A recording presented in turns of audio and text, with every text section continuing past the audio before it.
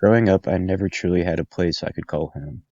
At a young age, I remember getting home from school and riding my bike with my friends through the borough of Westchester. Those were the days. And I still have a ton of fond memories from those experiences. Once I got older and became more mature, I just lost interest in doing that.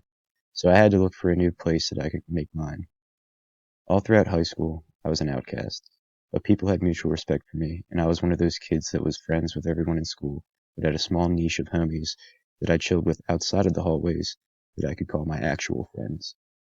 As junior year was coming to an end, that was the first time one of my boys asked me if I wanted to go to a concert with him. I was in.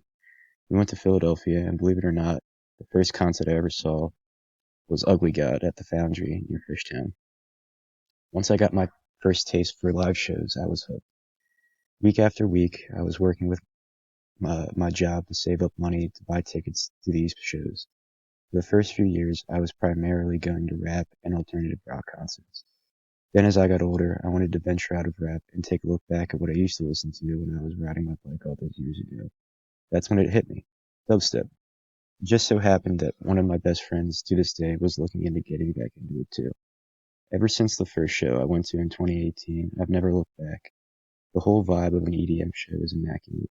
From the chest-pounding bass that rattles your whole body, to the lasers and visuals that DJs provide as eye candy. The smells that can occur sometimes can be either tantalizing or they can make you want to gag. The same goes for what you see at some of these shows. There is no place I can call home like an EDM festival.